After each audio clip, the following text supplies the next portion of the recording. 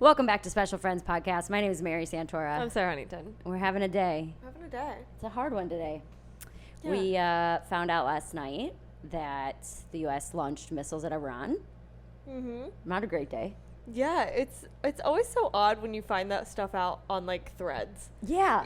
Like, I'm literally just, like, scrolling through my threads, like, like, looking up a nail tutorial because I have a hangnail, and then just, like, looked over at threads, and it was like, U.S. sends 3 missiles to Iran. That is a weird thing I think people And I'm don't talk about. That, like, well, people talk about it that we get most of our information from social media, but that it's sandwiched between... Yeah. Wild shit. Yeah. A nail tutorial and then like a guy like, if I can guess your favorite Disney movie, you're out. Yeah, you know what I mean? Like, yeah. And what number is this? 2. Correct. Right, okay. yeah, And then yeah. it's like just President Trump underneath being like, yeah, we hit them like dogs. Yeah, right. It'll be easier next time. It's wild, dude. I mean, like, it never gets easier to watch him talk. No. But, like, I can't stop watching it. Well, yeah, he's the president. You have to. But I'm also, like, it's kind of like a reality TV show for me, where I'm like, this is so fun. Sarah, it's our lives, Sarah. It's not a reality TV show. I feel like at this point it is a reality TV show. That's how it feels, and that's just what it is. I don't feel like any of it's real. I feel like half of it's scripted. It does look like you're watching it from the outside, especially if you're not one of the, well, probably if you are one of the people who voted for him too, where you're looking at it and you're like, we're off script. Yeah. You know what I mean? Like there's nobody's doing what it's truly wild. Yeah, like what happened? Because I thought the whole reason, and I'm not super political. We're not political. Let's go ahead and give that a disclaimer. Yeah. 2 minutes and 50 seconds in. Neither of us know enough about politics to really have opinions on it, other than the way it makes us feel. I'll say I didn't vote because I couldn't, because I had to go to Indiana to vote. And I didn't get my mail-in ballot in soon enough. So I didn't even vote. So there you go. Okay? I'm not political. I voted in Ohio because I care about the country, but it's fine. It's fine. I couldn't. I was stuck here in New York. I didn't get my mail-in ballot. I don't really care that much. But I also am like, I thought the whole reason where people's excuse was voting for Trump was because he was going to lower, I don't like the guy, but he's going to lower our gas prices. He's going to lower our grocery prices. He's going to do all the things. But, like, attacking Iran is only going to make everything higher. Yeah. So, like, the one thing that you thought he was going to do, he's actually doing the opposite. Right. So what is the benefit now? Honestly, I don't even know if I can wrap my head around still supporting the guy. I have a lot of family members who were so gung-ho, and you're seeing a lot of celebrities and things come out now and be like, I messed up. I publicly endorsed Trump and I regret it. You know, there's people that are saying that kind of stuff. And I'm not even like, it's not even that so much as it's like, I just want to drink. I just want to drink it all away. I really, like, I have a joke that I've talked about maybe on this podcast before, where I say if I ever got a terminal illness, I'm going wild. I'm wilding out. I'm doing every drug. I'm relapsing so hard. I'm taking all my money. I'm going to Vegas. And that's if I have like a complete, you're not coming back from this. You 3 have months to live. Yes. That's the end of it. You are dying for sure. Glioblastoma, it's over. Right. Kind of thing. Yeah. And last night I was thinking about it when this whole thing happened, because I was like, well, I'll do it now. I'll just take my cancer plan and I'll make it a World War III plan. I can change from cancer to World War III. And that's all I've thought about for the last 24 hours is like, if everything's going to go to shit, I'm getting hammered. I'm getting drunk for this. I don't want to be here for this. Yeah. I don't want to be present. I don't want to remember it. I don't want to feel it. Mm-hmm. I want to just go insane. And I don't want to, but I do. Do you know what I mean? Yeah. I think sometimes, you're going to hate me for saying this. Uh-oh, here we go. You can slightly overreact. No, I've never overreacted in my life. That's definitely not why I live here.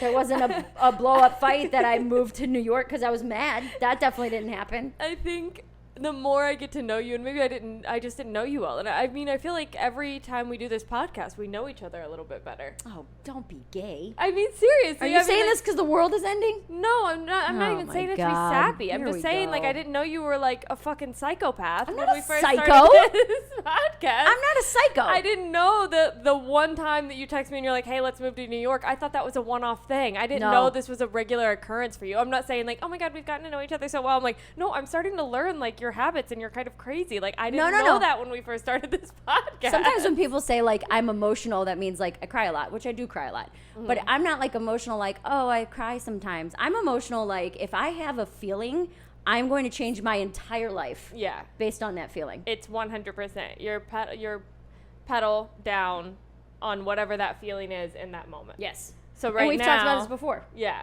It's all or nothing. Yeah. And it's not always, let me think this through. There's no reason for it. Because you've gone from, okay, we launched these missiles, to World War III. Why is that always so hard to say? Now you got me messed up. World War III is going to happen. Yeah. Well, that's also, not only that, and you're like, and also I'm going to relapse. Like you're on, because of the war. You're on step 12. Yeah. And this, I think there was something else I was just talking to you about the other day. I'm like, you're on step 12 of the TV show. You're on step 12 and we're still on step 1. Yeah. But you've already made 20 other decisions based plans. off of something that hasn't even happened yet. I have plans. I'm a planner. Okay? I'm planning my relapse, Sarah. Like, I don't understand why that's so hard. Also, you might be the first person in history to plan your relapse. No, people do that. Really? I think so. If like they know they're going to a bachelor party or something. Oh, really? They probably are like, yeah, that'll be the day that I do it. Ah. I would assume. I have no idea. But for me, I always just thought it was like I don't know, one bad day. And one day it's just all too much. Yeah. Your wife leaves you. Your maybe. cat dies, I'm sure that's probably most of it. And it's just all right, fine, kind of thing. But also, I don't know. No, not a lot of people in my family get clean. So yeah, that's true. Yeah. You don't have to deal with recovery. Yeah. I know what addiction looks like. I'm not really familiar with. Not huge on it.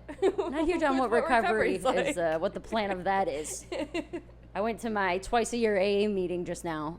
I don't love 12-step, but let me be very clear, because I don't want this to get misconstrued at all. When I was first sober, I was going to 12-step a lot. And I will say it's very good. It definitely helped save my life. I mean, without a doubt. Having the accountability, having the community, having a place to go that I knew was safe when I did feel like drinking, it's all so important. And if you're a newly sober person, I think meetings are an incredible, incredible, incredible place to start.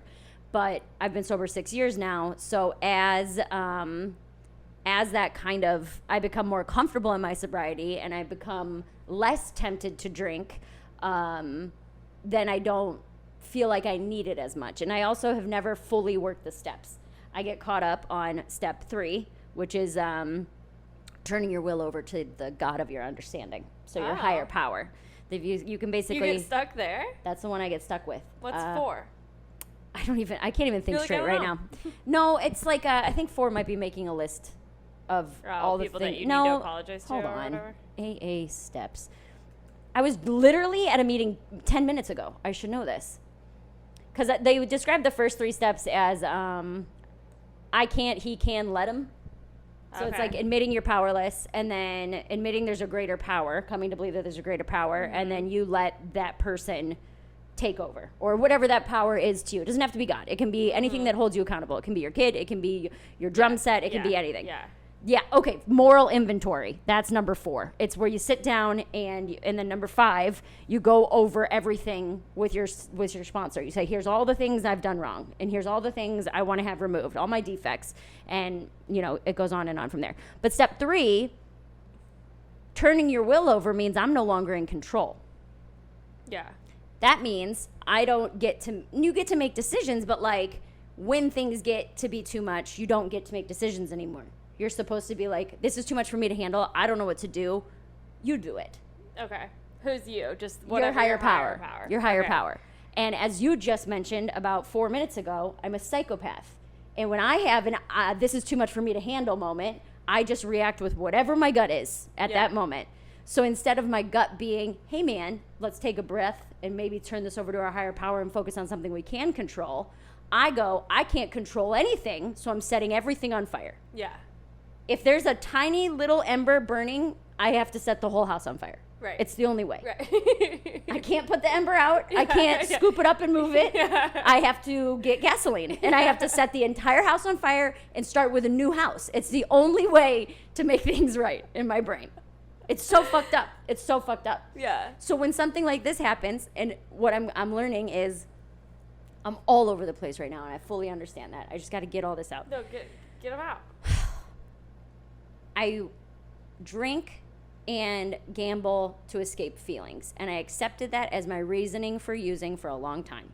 Escapism. I don't want to feel, and if I drink, I don't have to feel. I'm happier. We're having a good time. Right. I'm drunk. I black out. I wasn't even there. Right. If I'm gambling, it's a different kind of numb feeling where you don't have a problem with this. I don't know if you've ever felt this, but you're so engulfed in the gambling. You're in the zone. You're like so focused on the game that nothing else really matters. Yeah. I know you're going to hate me for saying this, but that is why I like to run and work out. I understand that.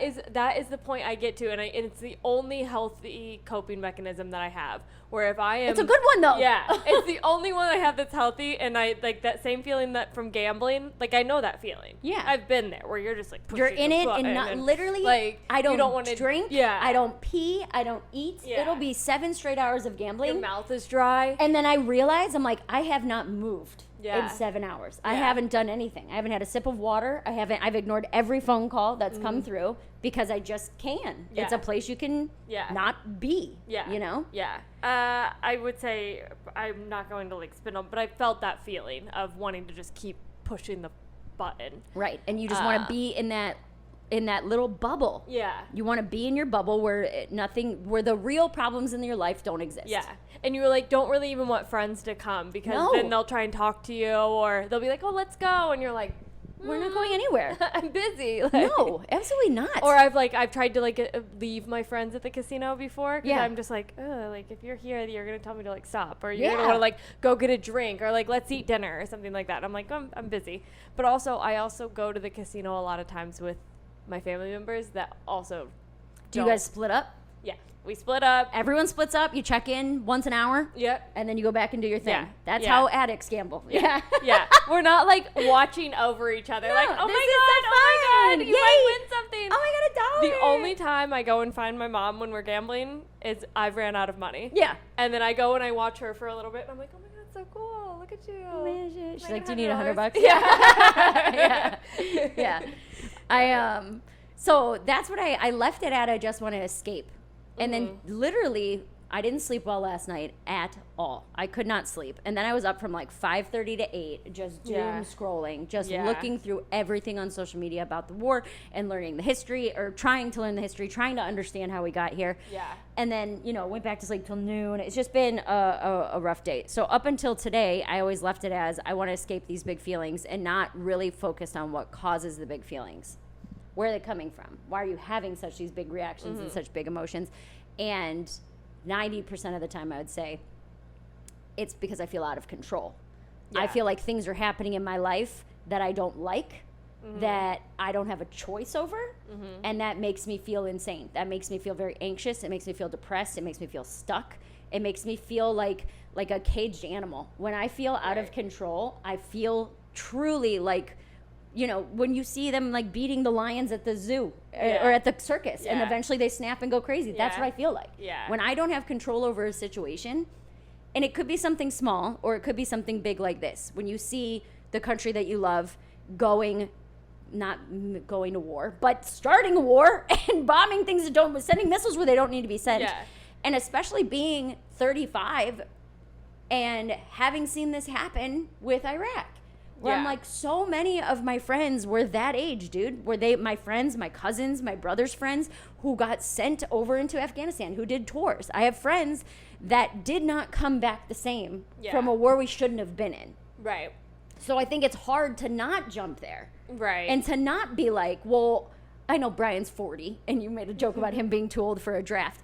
But I think about it where I'm like, it doesn't matter if it's directly my boyfriend. It's like, I don't want any of this to happen. Right. And I feel like there's nothing I can do about it. You also have to understand our entire lives, both of our entire lives, we have been at war with the Middle East. This has been going on forever. I know. And like, not only that, we've been going to war since time. I know. War is the oldest thing in the history. I know. It's part of life, and it sucks, and it's just one of those things that we get to do a lot of really cool things in life. Yeah. And that's one of those things that it just kind of sucks. Yeah. It's like, yeah, war sucks. And I would love for it to end, but we've been fighting this whole let's end war. Our grandparents were fighting this fight. Everybody's fighting it. And it's just, it's not, for me, the way I look at it in the complete opposite way, where it's like, that's something I'll never be able to change. No matter how. That doesn't make you mad?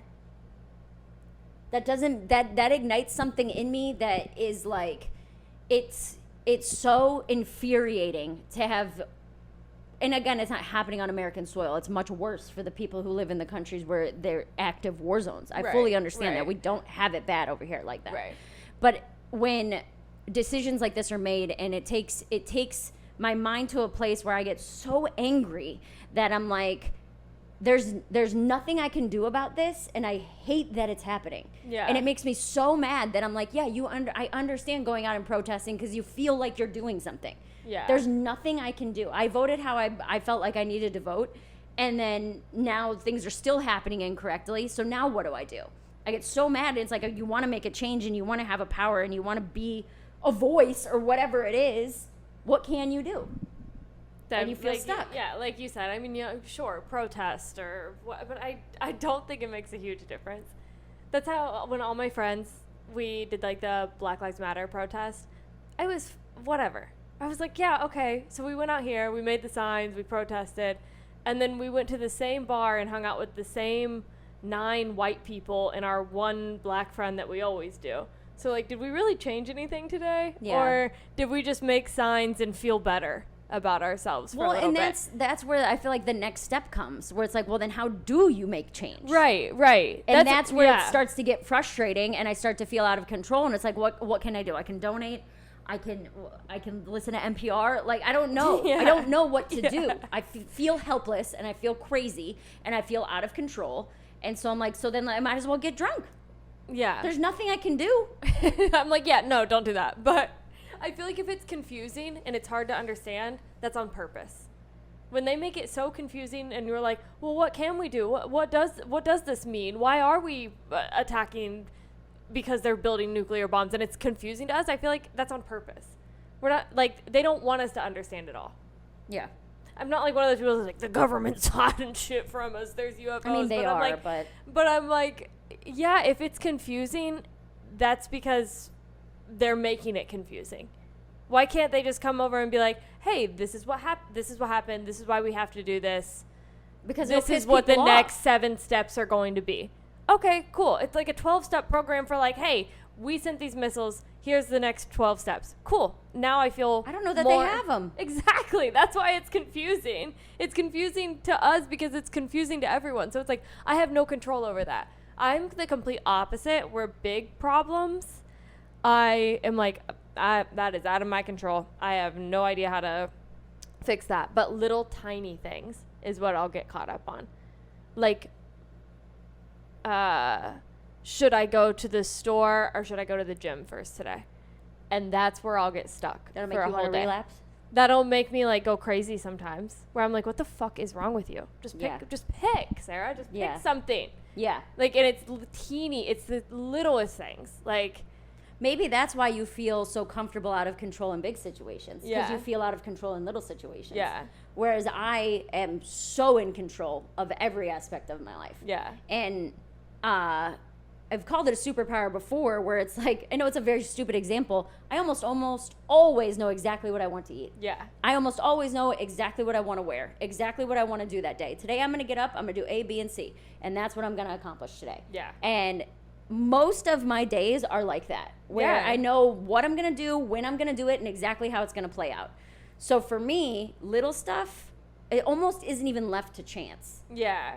Whereas when big things happen, you know, big things, whatever, however big, war. Not as big as war, but let's say like traveling, and traveling gets messed up. Yeah. I'm good at pivoting. I'm good at correcting. I'm like, okay, well, if we can't do that, then we can do this. Or if it's completely out of our control, I'll be like, well, that sucks. Here's what it is. Yeah. But, like, there's certain things, like, the last time I felt this, the couple past times I've felt this big, strong urge to drink or gamble. I want to gamble all the time. Let's just say that. Yeah. But the big, strong urge to drink was when Trump got elected, because I felt like I was doing everything right. I felt like I was posting my endorsements. I was sharing my thoughts. I was doing what I needed to do. I went out and I voted. Like, I bought the shirts. I did everything I felt like I was supposed to do, and it still didn't go how I needed it to go. And that makes me feel out of control and crazy. I wanted to drink on election day. Before that, I mean, I'm sure there were times in between. I really wanted to relapse after my dad died, because it was during COVID. And I'm like, there was nothing we could do. This is before vaccines. This is before anything. He died in January of 2021, so we weren't allowed to visit him in the hospital. It was a situation where I was 1,000% out of control. I think those are pretty valid reasons to feel out of control, though. But I'm saying those are the times when I feel like I want to use, and I feel like I want to drink, and I feel like I want to gamble, because I feel so insane and so like there's nothing I can do. I'm worthless. Why am I even here if I can't help? Why, like, what's the point of all of this? Yeah. And that's why I think it goes to shit so fast. But, like, what do you mean, like, but you don't understand what the point is? Like, the point of life? Sometimes. Yeah. Like when, we do our social distancing with my dad, for instance. We do our social distancing. We took takeout to go. Like, we went and picked up our food for Christmas and took it with us. I didn't spend Christmas with him. I didn't spend Thanksgiving with him. We didn't do any of that. We did everything we were supposed to do. And then he still got this disease and died. I don't know if it's so much like you don't like being out of control. I don't think you like when you feel like you did everything perfectly and something doesn't work out the way you thought it was going to. It's not fair. Yeah, it's a fairness thing for you. I did this, this, and this. I made sure this was in place. I did this, and then it didn't work out. Like, that's, I think, where you get the most frustrated. I do, but I mean, it's on a political scale. Saying fairness is crazy. I know that. Nothing's fair on a political scale. Right. And you want it to be as fair as it can be. You want it to make sense, and you want it to work out. And maybe that is what it is that I feel out of control, and it does feel unfair, and it feels crazy. And it's like, hey, man, nobody wanted this. Your own people don't want this. Yeah. Marjorie Taylor Greene, Tucker Carlson, the people I'm agreeing with online right now are sending me into a spiral. Where I'm like, never in my life. We did this a year ago because I knew I would cry, and this is the first time I've cried. Like, the people I'm agreeing with, these crazy people I called nut jobs a year ago or 2 years ago. I mean, I don't know, man. It's a lot. It's a lot to handle, and it's a lot to handle sober. Yeah. And it's a lot to handle Now, did you... in general. When you were drinking, did you care about all of this? No, I was drunk. Okay, so it's like, it wasn't even like... It wasn't even on my radar. But it wasn't like you used drinking. It was like, oh, I'm really upset with what's going on in the world or something I can't control. Let me go drink. I would be upset on a more personal level. Yeah. Where it was like, I was drinking in my relationship, I think, because I knew it was the wrong relationship for me to be in. But I loved him and yada, yada, yada. So, I mean, if you want to go back, I started drinking in high school. Yeah. So you want to talk about control. My life was a nightmare. My mom was a hoarder. My parents are going through a terrible divorce. Yeah. Like, I'm going to therapy for the first time when I'm 12. Like, just crazy shit. And my life was there was never any part of my life that I controlled except school. Yeah. So I was really, really good at school, in college, the same thing. I always turn to drinking when things feel like too much. They feel like it's too much to handle, and I might as well not even be here for it. If there's nothing I can do productive, I might as well not even be here for it. Yeah. And that's how this feels. Yeah. What can one person do? Nothing. I know drinking's not the answer. Yeah. I know that. I know that going out and getting hammered. I know that me relapsing in Queens is not going to stop the war in Iran. I understand that. That's not what I'm saying. I'm not saying that drinking is a solution. I'm saying if nothing matters and there's nothing I can do, then why not? But I think because one big thing is going on doesn't mean nothing matters at all for you. In fact, I think it proves that your life continues regardless. Whatever you were doing yesterday, before, you're still doing that today. Your life didn't change. Yet. It's the yet. Yeah, but like, why? What makes you worried now? If not, and like, if you've just built that's the up whole and point you're worried, and then we find out 2 weeks from now, just like most of the things that have been happening in the past year that we panic and freak out about, and then it actually happens, and we're kind of like, well, yeah, we kind of freaked out for nothing, huh? And I hope that's what it is. And that's also not how anxiety works, though. Right. I mean, a panic attack is the literal definition of it is a feeling of impending doom. Yeah. And that's exactly what it is that you feel so deeply something bad's going to happen, something tragic, something so catastrophic that I have no control over. That's what starts the panic. Yeah. Is that you feel it in your chest that something's going to happen. Yeah. And so I think it's a culmination of so many different things. It's a culmination of being all or nothing. It's a culmination of having anxiety, having addiction issues, feeling like you said, where you do everything right and it doesn't matter. You could do everything wrong and it still doesn't matter. Yeah. And at least if you do something wrong, you have something to blame it on. Like if I voted for Trump and publicly endorsed him, at least I would be like, okay, well, this is my fault. This was my bad. I feel like that would give me even more anxiety. I feel like that would make me feel better. That I'm like, you know what? At least there's a reason for it. I did it. I voted for this. This is my fault. Whereas it's like, this isn't my fucking fault. That makes me so mad that this is not my fault. I did what I was supposed to do. Yeah. I did everything I could to make sure that this kind of shit didn't happen. But that's crazy considering I think you're such a I told you so kind of person. You'd almost think you'd like it. Like, you'd be like, I told you so. I told you guys, like, I did my part. I told you what was going to happen. We did. And like, it's weird that it doesn't make you feel almost good. No, because it's a terrible thing. Yeah. We don't want the terrible thing to happen. I would rather the terrible thing not happen than be right. Yeah. I like being right for little things. I like being right when I'm like, I told you should have ate before we left. Yeah. I'm fine with it. I told you so in that matter. Yeah. And I have a hard time blaming people for things. Like, and I don't know if that comes from perfectionism or what. I got so many fucking issues. But where I prefer to do things on my own because I know if I fuck it up, then that's fine. But if you fuck it up, I'm going to hold a grudge against you for however long. Yeah. You know? Yeah. So it's more so other people fucked up. Other people fucked up, and it makes me really mad. you're- And now my life is going to be affected by because it. other people fucked up. They didn't listen. They voted like fucking morons. And now gas is going to go up to $10 a gallon. And that pisses me off. Yeah. That makes me so fucking mad. It's not an I told you so. It's past I told you so. It's look what you did this. Look what you fucking did. Yeah. You made a goddamn mess for everybody. Yeah. That makes me so mad. I'm the complete opposite, where I would be so embarrassed right now had I voted for Trump. That's where I would be like, gosh, like that would give me anxiety more than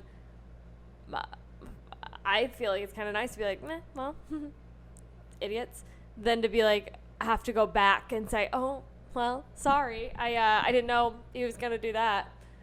But doesn't it doesn't make you mad that other people's decisions affect your life? That makes me so fucking mad. That is life, my whole life. Everybody as humans, other people's decisions have affected your life, your entire life. And when it goes wrong is when I get pissed off. When you make a choice that directly affects me and it fucks my shit up, that makes me really mad. And there's nowhere for this anger to go. That's when I want to drink. I'm angry. I'm anxious. I'm frustrated because other people made a decision that everyone told them not to make, and now they're fucking up our lives. Have you ever, and I don't know if have you ever figured out a way where your anger can go other than just bottling it? No, I don't know what to do with anger. Yeah. Anger is an emotion I have had since getting sober, and especially since my dad died. Yeah. That in the last 4 years, every psychiatrist I've talked to, every psychologist I've talked to, everyone I've talked to has been like, you have an anger issue. And I'm like, well, I don't understand anger because it does feel pointless because it has nowhere to go. You get angry, and I'm just frustrated, and it feels like there's no release for anger. And then what happens with your anger? Does it just go away eventually, normally? What normally happens with your anger? It Usually just builds when I get up, and then super finally angry, it just... It'll build up. I'll fucking blow off the handles. I'll flip out. I'll cry. It's almost throw a tantrum, Okay. but not like a little kid. Yeah. Where like I will let it build and build and build and build, and I'll get angrier and angrier at small things, and then I fucking fly off the handles one day. By fly off the handles, you mean throw a tantrum. Scream, yell, cry, cuss Yeah. people out, go on the internet and yell at men, and have tank my entire algorithm so that nothing I do ever gets a view again. Things like that. Yeah. Yeah. Have you ever tried a different way of I don't even know dealing what with a anger? different way of dealing with anger would even look like. I have a hard time with anger. Anger is a really, really hard one. I am one of those people, I try not to get angry so much because I know the only way that I deal with anger is by fighting, physically fighting. So this wouldn't make you mad that you have no one to punch? If there was someone I could punch, I would feel so much better. Okay, so there, that's good. Go fight people? Go fight people in MAGA hats? No, go punch something though. If you think that will help, go hit something. I want someone to blame. Go, I don't know, cut out a picture of MAGA hat wearing people's heads and put it on that boxing thing I have in It's there. my fucking family. Yeah. It's everyone I know. It's You my know what? family. I think that's one of the hardest parts is You fucking morons did this. And now I have to see you on vacation next week. it's not just like these strangers. For both of us, it's like, oh wait, this is my actual family that I have to spend Thanksgiving and Christmas with, and we don't agree on the way literally our lives are. I think that makes it even harder is when it's your actual family. And I think that's a big deal that's happening for a lot of people. I think that's happening for everybody. Yeah. Everyone has someone in their family that Fucked it up. yeah. And that sucks because I feel like we've always had differences as far as like political views go. It's never mattered so much. It's never mattered so much. I my whole life, I remember when I was younger, my parents always told me like, you don't talk about who you're voting for. And then as I got older, it's like, oh, you can talk about it. And then the internet came around and it's like, let's fight. Well, that's the internet. Yeah. It's also just The a internet has different age. given access to too many bubbles, because it used to be like you just hung out. Like if you lived in where I'm from, Liberty, Indiana, I would say 90% of the people probably had the same political views, and that's who you talked to every day. You went to the VFW, you talked to the same 9 white men that had the exact same views as you, and you all you're work for the same company. You're in the same union. yeah, your wives are all friends. You guys all have the same exact views on life.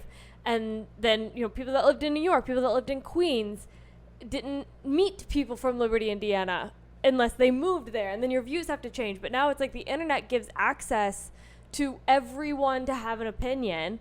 I don't think we were ever supposed to meet like this. No. We were never meant to have this much access to other people's opinions, to be honest. I think that's what's happening.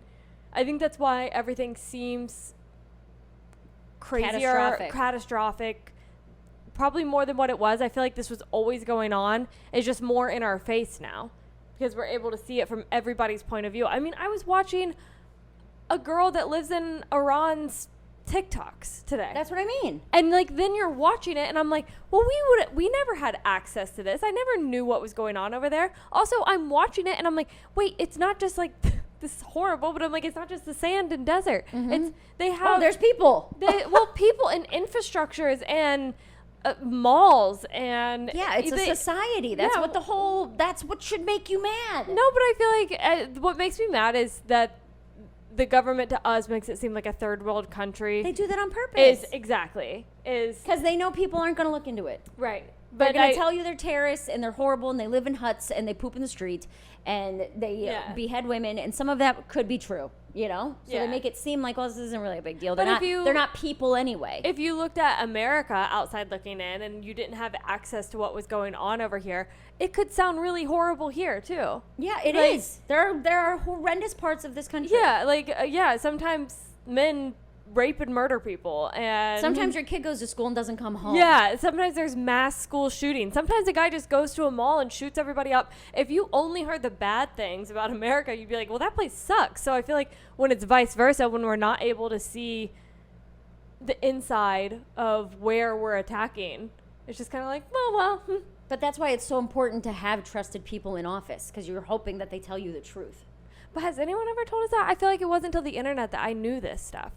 In my whole life, I thought the Middle East was the desert and like crazy men running around shooting each other. Like probably until I was 16, that's what I thought. And then from like 16 to 25, I like learned a little bit more and was like, okay, there's a reason that we've always been at war with them because of the oil and blah, blah, blah, blah. And then now I'm like looking at it, I'm like, wait, this is like a whole society over there. Yeah. Why have we been told our whole lives that? So, it's the same. I'm not saying that what is happening right now in Iran is what's happening in the Holocaust. But it was the same thing. They didn't have the internet, but they were told these are not human beings. Right. These are people that are against us. These are people who are trying to take us down, who are muddying up what could be a perfect nation, you know? It's just, I don't know, man. I don't want to relapse. Okay? I don't want to be drunk again, ever. I don't want to be drunk again, ever. None of that is real. I know those feelings are just feelings, and I know they will go away. I know the feeling of wanting to drink will go away. I know that. But it's this feeling of, especially with this administration, is, well, what the fuck is going to happen next? What next? What do I have to hang my fucking sobriety on next? And that's what makes me mad. It's like you got into a car with a drunk person and they convinced you they weren't drunk, but you watched them take 15 shots and you're like, you're hammered. You can't drive this car. But they somehow convinced everyone except you that they can drive the car. And then they crashed the car. They crashed the car and everybody's hurt. And you're like, I fucking told you not to drive. Yeah. And you sit there and you're like, well, now what? Now I have a broken leg because you drove the goddamn car. Except I can't get out of the car because it's America and I live here. It's not like I have a choice. Right. That's what makes me mad. If you were to feed into the shots, you buy this guy the shots, you get this guy drunk, and then you hand him the keys. And I'm over here like, hey, man, we can't do that. We can't get in this car. And then we get in the car, and then the car crashes, and now everybody's hurt, and I'm sitting there, and I'm so fucking mad at you, and I'm so mad at him for convincing you to feed him the shots, and you did it, and now everybody's in the ER. Look where we're at. That's how I feel. That makes me so mad. And since we're all in the ER, fucking load me up. Put it in there. Put it in. Give me all the morphine you got and chase it with a shot of vodka. Because fuck it. I'm in the ER anyway. Why not? Screw it. Let the drunk guy drive. Yeah, I'm mad. Don't look at me like that. It makes me mad. It does. The fact that you don't have big emotions is crazy. It's crazy to me. Because I truly don't care enough. To be honest, I How feel can like you not care about because this? I feel like we've been fed the same fucking propaganda my whole life that I'm just like, that should make you mad. for how long? You want to be mad your whole life? No, I want things to change. Which Yeah. maybe that's the answer. I'm just gonna be mad my whole life because I expect things to change. Yeah. Well, I think those people are important. I think it's important that there's always going to be people throughout history and time that are so adamant about change that they change the world. Those people are important. I'm not one of them. I'm more of a dude, if it happens, it happens. Like I don't care about my life that much, to be honest. I'm not hanging on to my life that hard. Like if we go to war, like I'll run out in traffic. I'm really not. I haven't done like anything too extravagant at this point. I'm not leaving behind like kids or one pet that hates me. I haven't done enough in life that I'm really that concerned with my own life. So What about everybody else's? What about the people who are leaving behind kids? I don't think we are yet. I think, again, you're on step 12. I am on step 12, but it's hard not to be there. And you want to talk about going back to AA meetings one day at a time. Let's just focus on today. Yeah. And that can be really hard for me. Yeah. To just take a step back and breathe and come back to this exact moment right now. Yeah. What can I do right now? I could do a shot. Or I could go gamble. Or we Those could go will for a make me feel walk. better. I don't want to go for a walk. It's 95 degrees outside. We could go for a drive. No, so I went to a meeting today. Okay. Yeah, you went to a meeting. There you go. Because I was laying in my bed thinking about how badly I wanted to not be present. I don't want to be present for this. I know this is annoying. Have you tried meditating? Well, I was doing yoga, which helps. When you talk about how you feel running, that's kind of how I feel doing yoga, is because you're supposed to move with your breath. So each breath is a different movement. Yeah. So to focus your body that intently on like, I inhale for this position, and then on my exhale, I'm in my next position. And then on my inhale, I'm in the next position. And so that's something that I can like completely tune out to. Yeah. But I've been just doing workouts lately. Yeah. Which has been helping. I always hate, because every time you go to therapy or anything, they always try and give you like healthy coping mechanisms, and I always hate that one. Oh, let's try some breath work. Get fucked, dude. I don't want to do breath work, so I hate telling you, like, have you tried get it? But honestly, I hate when they tell me that, but I'm also like, you're right. I don't have any other ones. It's not like I have these 7 other healthy coping mechanisms, and then you give me breath work, and I'm like, fuck you. They're like, do you have any healthy ones? And I'm like, no. Right. You're supposed to have a whole ass toolbox full of them. So when yoga doesn't work and running doesn't work and breath work doesn't work, you got 6 others that you can go to. Yeah. I'm like, no, I'm not. No, I haven't tried painting or knitting. Okay, I haven't. Sorry, I bought a sewing machine because I have ADHD, and for 1 month I thought that I was going to start a T-shirt business where I sewed 2 T-shirts together. But then I didn't know how to sew, so no, I don't have healthy coping mechanisms. Anyway, I'm thinking about starting a business. I'm not funding that business. Yeah, so I'm mad. I'm mad today. Sarah doesn't care that the world's ending. Well, I don't think the world's ending. It's I'd be gonna mad if I thought the world was ending. Actually, no, I wouldn't. Hey, that's it. I've fucking worked too hard. That's what it is. It's so hard to stay sober, dude. It's so hard. Yeah. And that's why I get mad. Because I'm like, I don't have to do this. Yeah. I don't have to. Yeah. No one's making me do this. I do this every day. Because I choose to. For you. For me. Yeah. So that I'm not a fucking nightmare to be around. Even though I am technically psychotic, that nobody can stand to live with me. Apparently. I'm such a fucking loose cannon. Insufferable to be around. Is this even good? Is this even a good episode? This has been me screaming for 40 minutes. Do you feel better? No. Well, kind of. I don't know. Well, then it's probably not a good episode if you don't even feel better afterwards. But if you feel better. I don't know if I feel better. I'm just, like I said, with anger, there's nowhere for anger to go. What are you supposed to do with it? I like to hit things. I've never tried that. Oh, it's beautiful. Wait. Never tried, like, you've never gotten it. Well, you fought, like. I've been in 2 fights, and they were both with my sister. Yeah. Didn't but that feel good? I was drunk. I was blacked out drunk both times. Boxing class? You've never done a boxing class? I've never done a boxing class. Oh, we should do a boxing class. I've never done anything like that. Feels good. I've never had a physical release for anger other than crying. Oh. Like, when I get so frustrated, I cry. I get that too a little bit. I'm more likely to cry out of anger than cry out of sadness. Yeah. But normally mine, unfortunately, for a long time was physical anger, where I would hit people. Should we just start wrestling? Yeah. I honestly get one of those giant blue mats and set it up, and then whenever one of us is having a bad day, we just fucking wrestle. I'm not kidding. I love wrestling. I'm not kidding. When that's one of I used to have my boyfriend and I in high school. We would wrestle, and he I'm sure he was taking it easy on me, but I was not taking it easy on him. Like, we were actually like grappling. You know? But okay, have you ever seen the movie Fight Club? No. She watched 7, by the way, for the first time. Completely unrelated. One of the greatest movies in cinematic history. She watches it and goes, I mean, it's all right. It could have been faster. Okay. Okay. Anyway, Fight Club, another one of the best movies. Yeah, I ever know. made. Don't talk about Fight Club. I know the whole. No, I you know don't the know the premise. whole thing, but the idea behind it is that like these men start an underground secret club where they just go beat the shit out of each other as like an aggression release. Yeah. Where they're like, yeah, sometimes life fucking sucks and you Yeah. gotta punch each other. Yeah. And they go down there and they take their shirts off and it's bare knuckle fighting until someone quits. And that's it. Ooh. You never did that in high school?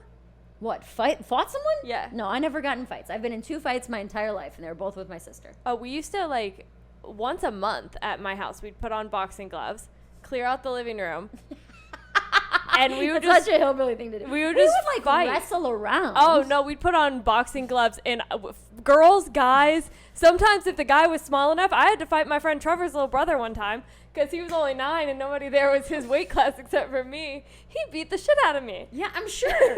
Because I was 15, he was like 9. Oh God, yeah, he headbutted me. No, I've never done that. But it does feel good. We need to get you hitting things. Maybe I need to go to a boxing class. Those are fun. There's a boxing class right up here. We'll go to it. Or just punch some shit. Yeah. Channel all my And like anger. cry a little bit. Have you ever punched something and cried at the same time? No, I've Orgasmic. screamed and cried at the same time. Where I've been so mad, where I've like taken my face and just screamed into a fucking pillow until I started sobbing. I've done that. Yeah, that feels good too. But I've seen in movies where someone will like hit the punching bag so much that they just start sobbing and then hug it. I think she does it in Miss Congeniality, actually. No, $1 Million Baby. I think she does it in that. She does it in Miss Congeniality too. Yeah. Like that's not the same girl. That's Sandra Bullock is Miss Congeniality. I don't Yeah, think I've ever and seen then $1 Million it's, Baby. uh, Hilary Swank? Hilary Swank. I Yeah. do get them confused sometimes, which is odd. I know. Sandra Bullock and Hilary Swank? Yeah. Not even close. Yeah, we're gonna get you fighting. All right. I'm going to go to a boxing class. I'm not going to relapse. And you're not going to relapse either. If you're sober, you're not relapsing right now. Today's not the day. Go to a meeting, go for a walk, go punch something, journal, meditate. There's a whole list of things you can do. Have a snack, take a nap, do anything. You're not going to relapse today, and I'm not going to relapse today. Because nothing's that serious, all right? It's not that big of a deal. Let's come back to this moment right now. Let's be where our feet are, and let's focus, all right? Yeah. And we're going to get through till tomorrow. Yeah. Good job. Thanks for the support. You can follow us on social media at Special Friends Podcast. I'm at Mary Santora Comedy. At Sara Pop Tarts. Come to a show. Come to a show.